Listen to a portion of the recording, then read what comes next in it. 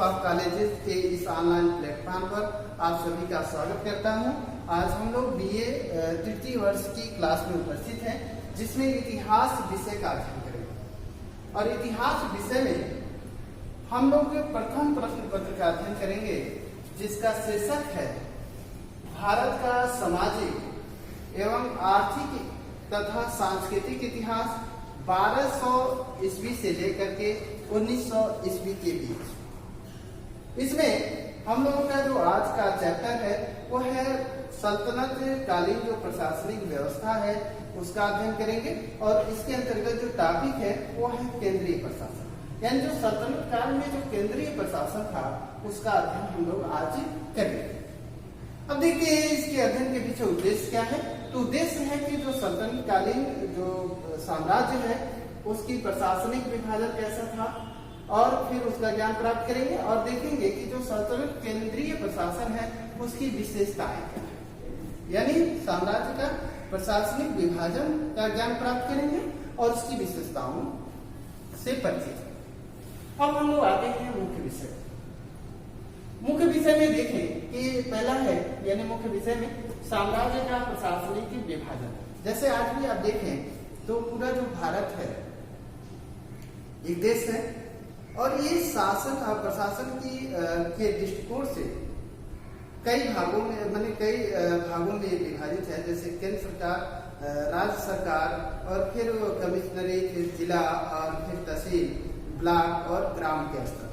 उसी तरह जो सल्तनत कालीन प्रशासनिक व्यवस्था है वो भी प्रशासन की सुविधा के दृष्टिकोण से कई इकाइयों में विभाजित है। उसमें हम लोग देखें जो पहली इकाई है जिसे हम कहते हैं सल्तनत काल, यानी साम्राज्य, जिसे हम सल्तनत के नाम से जानते हैं, सल्तनत। अब ये जो सल्तनत है इसका मतलब पूरा जो देश है, पूरा साम्राज्य है, उसका जो मुख्य शासक होता था, यानी जो केंद्र बिंदु होता था या मुख्य अधिकारी, वो सुल्तान कहलाता था।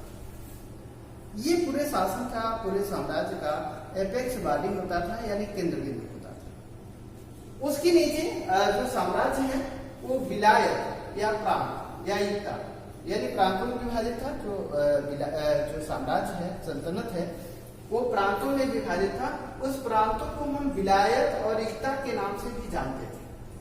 और जो विलायत और प्रांत या एकता के स्तर पर जो मुख्य अधिकारी होते थे, जो इसके शासन का संचालन करते थे, उनको हम मुक्ता, नाजिम, वली और नायक इन नामों से पुकारते थे। बड़ा महत्वपूर्ण है, ध्यान दीजिएगा, अक्सर करके सवाल पूछे जाते हैं। यानी साम्राज्य का विभाजन किसमें है? विलायत या प्रांत में, और इसका मुख्य अधिकारी कौन कहलाता है? मुक्ता, नाजिम, वली और नायक। ये नाम जो अलग अलग दिख रहे हैं, ये इनकी व्याख्या हम लोग आगे करेंगे, यानी जब इनके बारे में पढ़ेंगे। तो ये नाम के अनुसार जो है, ये जो इनके अधिकार है वो डिवाइड है, तो उस पर हम लोग आगे चर्चा करेंगे। लेकिन अब देखते हैं कि जो प्रांत है, यानी जो प्रांतीय सरकार थी, वो सिखों में विभाजित थी। सिख यानी जिला, और इसका जो मुख्य अधिकारी होता था सिखदार। ध्यान दीजिएगा, ये पूछा भी जाता है अक्सर परीक्षाओं में। सिख यानी जिला परगना में विभाजित था, और परगना का जो शासन करने वाला अधिकारी था आमीर या चौधरी। और ग्राम, जो प्रशासन की सबसे छोटी इकाई थी, उसे हम ग्राम कहते हैं। और ग्राम में जो शासन करने वाला अधिकारी है वो खुद और मुकद्दम, यानी जो सबसे छोटी सरकार थी, यानी प्रशासनिक इकाई थी, वो गांव थी। और सबसे बड़ी प्रशासनिक इकाई कौन है? साम्राज्य, यानी सल्तनत। अब हम लोग देखते हैं कि जो ये तो हमने देखा है प्रशासनिक इकाई। अब हम देखते हैं कि जो सल्तनत कालीन जो प्रशासन है या शासन व्यवस्था है, उस पे किन तत्वों का प्रभाव है। यानी और जैसे भारतीय जो पुरातन जो शासन व्यवस्था है, अरबी, फारसी है, मंगोल है, तो जो दिल्ली सल्तनत के जो प्रशासन के तत्व हैं वो अन्य जो प्रशासन है उनसे ग्रहण किए गए। यानी इनका जैसे हमने बताया कि जो इस्लाम है, इस्लाम में सल्तनत और सुल्तान और शासन व्यवस्था का आरंभिक कोई रूपरेखा नहीं थी। बाद में ये विकसित हुआ। तो जब विकसित हुआ तो जो प्रशासन के तत्व हैं वो अलग अलग प्रशासनों से ग्रहण किए गए। या जिन क्षेत्रों में इस्लाम का शासन स्थापित हुआ उन क्षेत्रों में जो पहले से व्यवस्थाएं चल रही थी उसी को उन लोगों ने अपना लिया। तो उसमें देखें कि जो सल्तनत कालीन जो प्रशासन है उसमें अरबी और फारसी यानी दो प्रशासन, यानी अरबों द्वारा जो प्रशासनिक के सिद्धांत विकसित किए गए और भारत साम्राज्य द्वारा प्रशासन के जो सिद्धांत विकसित किए गए, उन सिद्धांतों को जो सल्तनत की सामान्य प्रशासन है उसको यानी जो सल्तनत कालीन जो सामान्य प्रशासन है उसके तत्वों को अरबी और फारसी प्रशासन के तत्वों से ग्रहण किया गया। यानी जो सल्तनत कालीन जो प्रशासनिक व्यवस्था है उसमें सामान्य प्रशासन पर अरबी और फारसी तत्वों का प्रभाव, इसको ऐसे भी हम कह सकते हैं। दूसरी चीज जो सैन्य प्रशासन है दिल्ली सल्तनत की, उस पे मंगोलों का प्रभाव है, यानी मंगोल जो सैनिक व्यवस्था थे उसका प्रभाव था। दूसरी चीज जो भारतीय जो प्रशासन है, चूंकि भारत में लोग शासन करते थे तो भारत में पहले जो प्रशासन प्रचलित था राजपूतों के द्वारा या प्राचीन काल में, उसका प्रभाव भी सल्तनत काल में दिखाई देता है या सल्तनत प्रशासन में। उसमें जैसे वंशानुगत जो उत्तराधिकार का चयन, यानी जो सुल्तान अपने उत्तराधिकारी का अगले शासक का चयन करता था, ये चयन भारतीय प्रशासन के तत्व से ग्रहण किया गया है। दूसरी चीज जो भारत में राजस्व व्यवस्था है, इस पे भी कहीं कहीं जो भारतीय प्रशासन है, पुरातन प्रशासन है, उसका प्रभाव है। और तीसरी जो न्याय व्यवस्था, इस पे भी भारतीय प्रशासन का प्रभाव। कहने का मतलब ये नहीं है कि प्रशासन पर अगर प्रभाव है तो सीधे वो ग्रहण किया गया, सीधे नहीं ग्रहण किया गया, सिर्फ प्रभाव के दृष्टिकोण से हम कह सकते हैं कि वंशानुगत उत्तराधिकारी का चयन, राजस्व व्यवस्था और न्याय पर भारतीय प्रशासन का प्रभाव है, सैन्य व्यवस्था पर मंगोल तत्व का प्रभाव है और सामान्य प्रशासन पर अरबी और फारसी तत्वों का प्रभाव है। अब देखिए जो सल्तनत कालीन जो प्रशासन है उसका स्वरूप कैसा है, बड़ा महत्वपूर्ण है, ध्यान दीजिएगा। केंद्रीय जो प्रशासन है या सल्तनत कालीन जो प्रशासन है उसका स्वरूप कैसा है। तो जो सल्तनत प्रशासन है उसका स्वरूप ये है कि ये निरंकुश सैनिक और एक तंत्रीय शासन है। ध्यान दीजिएगा, ऐसा शासन है कि जो सैन्य बल के आधार पर लागू किया जाता है और एक तंत्रीय करने का मतलब कि सुल्तान ही सब कुछ है और बाकी जो अधिकारी हैं, जो सामंत हैं, कर्मचारी हैं, वे सब उसके अधीनस्थ हैं और उनकी नियुक्ति और पदच्युति के लिए जो एकमात्र व्यक्ति जिम्मेदार है वह है सुल्तान। तो इसका मतलब अगर सुल्तान ही मुख्य है, अगर वह योग्य है तो साम्राज्य दीर्घजीवी होगा, उसका शासन अच्छा होगा। अगर वो कमजोर है तो कहीं कहीं उसे दिक्कतें आएंगी और साम्राज्य भी खंडित होगा। तो दिल्ली सल्तनत हम देखें कि एक तंत्रीयता के कारण आप देखेंगे तो जैसे सुल्तान अयोग्य होता है वैसे उस सुल्तान का शासन भी क्या होता है कि दूसरे सैनिक यानी योग्य व्यक्ति के द्वारा अपहरित कर लिया जाता है या उसे छीन लिया जाता है। तो इस पे देखें, दूसरी चीज इस पे धर्म का भी प्रभाव, यानी जो आरंभिक जो दिल्ली सल्तनत है उसकी शासन व्यवस्था चूंकि कुरान, शरीयत और हदीस पर आधारित है, उन कानूनों पर आधारित है, ऐसे में उलेमाओं का भी महत्व है। और उलेमाओं का महत्व है तो अधिकांश जो शासन की जो नीतियां हैं वो कहीं न कहीं धर्म से प्रभावित होती है। हाँ, कुछ सुल्तानों के काल में हम देखेंगे कि उन्होंने इस मिथक को तोड़ने का प्रयास किया और भारतीय जो जनता है उसके अनुकूल शासन विकसित करने का प्रयास किया, लेकिन वो सफल नहीं रहे। इसलिए जो सल्तनत कालीन शासन व्यवस्था है वो निरंकुश सैनिक तत्व की प्रधानता है उसमें और एक तंत्रीय शासन व्यवस्था है जिसमें धर्म का प्रभाव है। अब हम लोग देखें कि इसमें महत्वपूर्ण ये है खलीफा। खलीफा एक शब्द है कि जिसको हम लोग पिछले वीडियो में देखे थे। तो जो खलीफा है ये जो मुस्लिम समाज है उसमें ये राजनीतिक और धार्मिक दोनों प्रमुख है। यानी ये रहता बगदाद में है वो अलग बात है, लेकिन जितने भी मुस्लिम जो मुस्लिम साम्राज्य है उसका जो सैद्धांतिक नेता होता है या प्रमुख होता है वो खलीफा होता है। तो ये जानना आपके लिए महत्वपूर्ण होता है कि जो इस्लामिक साम्राज्य है या जो सल्तनत कालीन साम्राज्य है उसका सैद्धांतिक प्रमुख कौन होता है। तो जो सैद्धांतिक प्रमुख है वो खलीफा है। अब अब चूंकि दिल्ली से और बगदाद की भी दूरी ज्यादा है और ये जो भारत में जो तुर्की शासन की स्थापना है वो खलीफा के द्वारा नहीं किया गया, इस्लाम के अनुयायियों के द्वारा किया गया। तो जिन लोगों ने ये शासन की स्थापना की, साम्राज्य की स्थापना की, वो उसे सैद्धांतिक मान्यता तो देते हैं लेकिन वो खलीफा का प्रत्यक्ष नियंत्रण स्वीकार नहीं करते। वो शासन के मामले में वास्तविक रूप से स्वतंत्र है। तो जो खलीफा है वो सैद्धांतिक रूप से जो सल्तनत है उसका प्रमुख होता है। अब प्रमुख होता है तो जो भी सुल्तान होगा वो है अपने शासन की जो स्वीकृति है, यानी अपने पद की जो वैधता है वो खलीफा से प्राप्त करेगा, यानी खलीफा की ओर से वो शासन करेगा। तो अब यहाँ प्रश्न ये उठता है कि जो सैद्धांतिक प्रमुख खलीफा है तो वास्तविक प्रमुख कौन है? सुल्तान। यानी सल्तनत का जो वास्तविक प्रमुख है वो सुल्तान। और इसीलिए आप देखें कि अक्सर करके सुल्तानों को हम देखेंगे कि खलीफा से वो अपने पद की मान्यता प्राप्त करते हैं। अगर मान्यता प्राप्त नहीं करेंगे तो कहीं कहीं मुस्लिम जो जनसंख्या है उसका वो विश्वास प्राप्त नहीं करते, क्योंकि मुस्लिम समाज का जो धार्मिक और राजनीतिक रूप से जो सर्वोच्च नेता होता है वो होता है खलीफा। अब हम लोग देखें कि ये मान्यता प्राप्त होनी चाहिए। दूसरी चीज जो सुल्तान, यहाँ सबसे महत्वपूर्ण है कि हमने बताया कि जो सल्तनतकालीन जो शासन व्यवस्था है उसका सर्वोच्च व्यक्ति कौन है, सर्वोच्च व्यक्ति कौन है? वो है सुल्तान।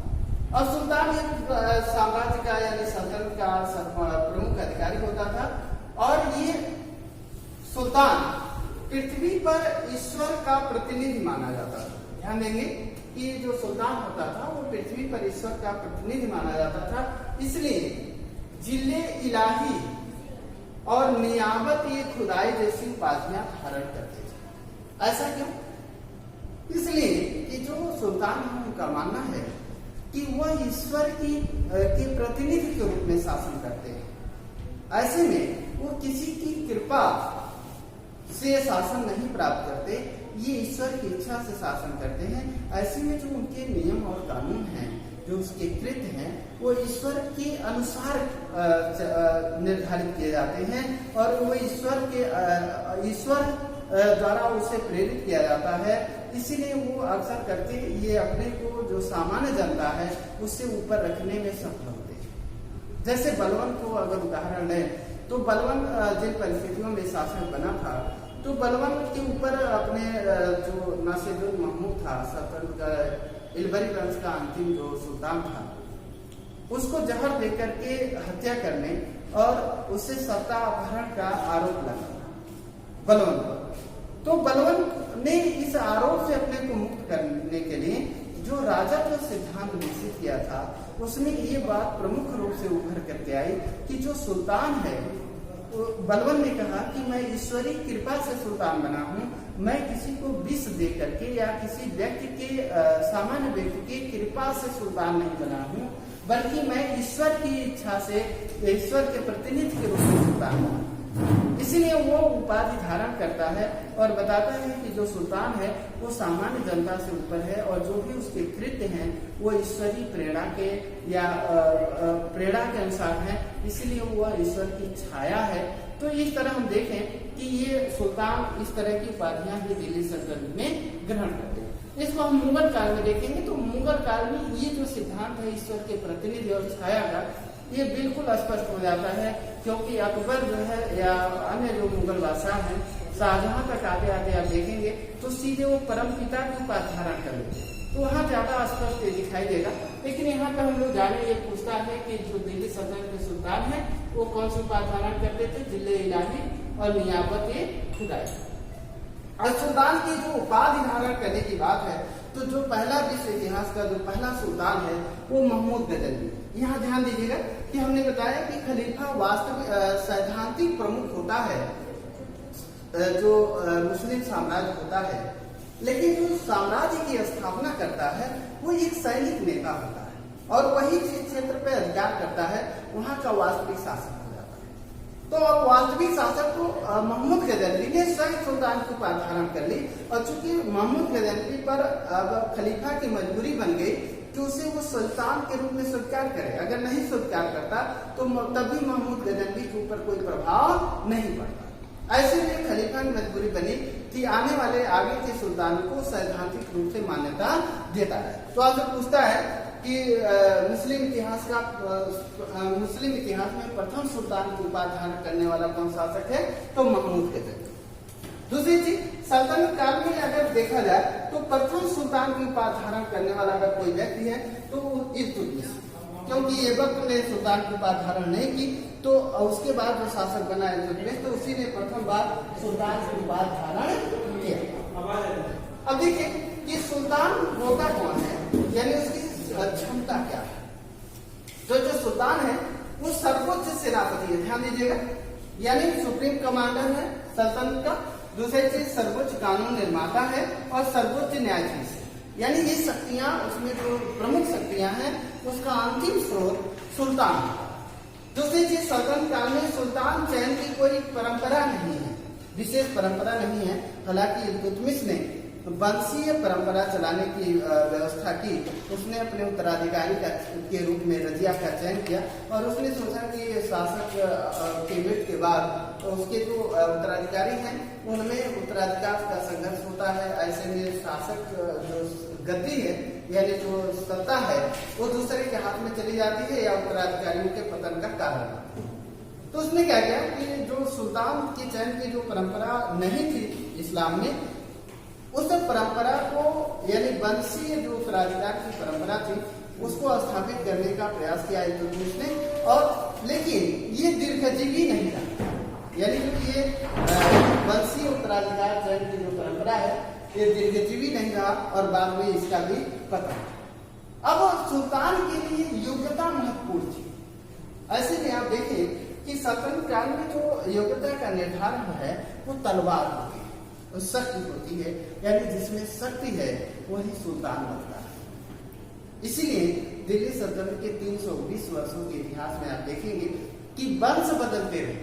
इसका कारण यही रहा कि कोई उत्तराधिकार का कोई विशेष नियम नहीं है, जैसे ज्येष्ठाधिकार, जैसे सुल्तान का बड़ा पुत्र शासक बन जाए या जिसको सुल्तान नामित करे वो शासक बन जाए उसके मृत्यु के बाद, ऐसा तो दिखाई नहीं देता है। अगर किसी ने प्रयास भी किया तो बहुत दीर्घजीवी नहीं रहा। ऐसे में जो सुल्तान बनने की जो मुख्य जो योग्यता है वो है यानी सैन्य शक्ति, यानी जो उसमें सैनिक योग्यता है, तलवार चलाने की जो योग्यता है, वही सबसे बड़ी योग्यता है। अब हम लोग देखें कि जो सुल्तान है, तो हमने देखा कि ये पूरे, अब देखें कि सुल्तान का कर्तव्य क्या होता है। अब इसी से हम जानेंगे कि दिल्ली सल्तनत का जो वास्तविक स्वरूप है शासन का वो कैसा हो। सुल्तान का मुख्य जो कार्य है वो है इस्लामिक राज्य और प्रजा की रक्षा करना, इस्लाम धर्म की रक्षा करना, शांति व्यवस्था और दंड व्यवस्था कायम करना, काफिरों से युद्ध करना और कर वसूलना तथा कर्मचारियों की नियुक्ति और पदच्युति करना। यानी वो अपने अनुसार अलाउद्दीन और मोहम्मद बिन तुगलक तक आते आते दो ऐसे शासक हैं जिसमें आप देखेंगे कि कंप्लीट ब्यूरोक्रेसी का आपको सल्तनत काल में दिखाई देगा, यानी कंप्लीट ब्यूरोक्रेसी का डेवलप हो जाता है, जिसमें यानी योग्यता महत्वपूर्ण हो जाती है और साम्राज्य के प्रति निष्ठा महत्वपूर्ण हो जाती है नियुक्ति के लिए। धर्म कोई मायने नहीं रखता। अब देखिए कि उलेमा वर्ग ये भी बड़ा महत्वपूर्ण है, क्योंकि ये क्या करता है, उलेमा वे होते हैं कि जो धर्म यानी इस्लामिक धर्म और कानून की व्याख्या करते हैं। अगर ये व्याख्या करते हैं तो ये साम्राज्य सुल्तान पर विशेष प्रभाव रखते हैं या सल्तनत पर विशेष प्रभाव रखते हैं, क्योंकि ये मुस्लिम धर्म की व्याख्या और कानूनों की व्याख्या जुड़े हैं।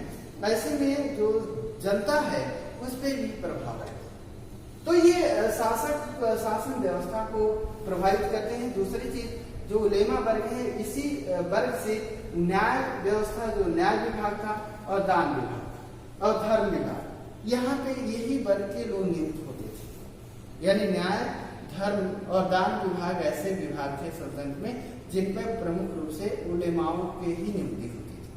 दूसरी चीज ये जनता पर प्रभाव रखते थे, और चूंकि इस्लाम का धर्म की रक्षा करना सुल्तान का उद्देश्य है, कर्तव्य है, ऐसे में जब चाहते थे कि अगर सुल्तान इनकी अवहेलना करता था तो सुल्तान पर अक्सर ये उलेमा इसी की अवहेलना का आरोप लगाते थे, आरोप लगा करके जनता को भड़काते थे। जैसे मोहम्मद बिन तुगलक इसका बड़ा उदाहरण है कि उसने जब भी दिल्ली सल्तनत में धर्मनिरपेक्ष साम्राज्य की स्थापना करने का प्रयास किया तो उलेमाओं ने जनता, जो मुस्लिम जनता है, उसको भड़काया कि कहीं कहीं ये इस्लाम के विरुद्ध कार्य करता है, और लगातार विद्रोह हुआ और उसका उससे पतन भी हो गया। अब देखें कि ये दोनों सिर्फ का काम करते हैं, इसलिए ये मुख्य आधार, क्योंकि अभी अगर मान लीजिए उलेमा, एक तो ये इस्लाम धर्म की रक्षा का सुल्तान का कर्तव्य है, दूसरे चीज ये धर्म की व्याख्या करने वाले हैं, और तीसरा महत्वपूर्ण विषय है कि जो दिल्ली सल्तनत है उसका मुख्य आधार इस्लामिक कानून है। तो अगर इस्लामिक कानून है तो इस्लामिक कानूनों की व्याख्या उलेमा करेंगे, और उलेमा करेंगे तो जायज बात है कि जनता और साम्राज्य के बीच, सुल्तान के बीच एक सिद्ध का काम करेंगे और ये विशेष प्रभाव रखेंगे। जो उलेमा है, इनको अगर हम देखें तो उलेमाओं का जो प्रशासन में हैसियत है ये सुल्तान की व्यक्तिगत योग्यता पर निर्भर करता है। क्यों? क्योंकि जैसे मान लीजिए कि जो अलाउद्दीन खिलजी है वो ये कहता है कि मैं नहीं जानता कि क्या सही शरा और शरीयत के अनुसार सही है, मैं वही कानून बनाता हूँ या वही कार्य करता हूँ जो रियाया के लिए जरूरी है। रियाया मतलब साम्राज्य के लिए जरूरी है। तो अगर सुल्तान क्षमतावान है, बुद्धिजीवी है, तो वो मुस्लिम अगर मान लीजिए उसमें सभी तरह के गुण, शासन बनने के गुण है, तो उलेमाओं को कहीं न कहीं साम्राज्य जो राजनीतिक सिस्टम है यानी व्यवस्था है उससे दूर रखने का प्रयास करते हैं। मोहम्मद बिन तुगलक ने भी आरंभिक चरण में उलेमाओं को राजकीय कर्मचारी बना दिया और धर्मनिरपेक्ष राज्य स्थापित करने की कोशिश की, तो उलेमाओं ने उसका जबरदस्त विरोध किया। बाद में उसका परिणाम यह हुआ कि मोहम्मद बिन तुगलक को उससे उलेमाओं का प्रभाव स्वीकार करना पड़ा। तीसरी बात, जो फिरोज शाह तुगलक है, उसने जो शरा और शरीयत आधारित जो राजकीय नीति का निर्माण किया उसमें उलेमाओं की महत्वपूर्ण भूमिका थी।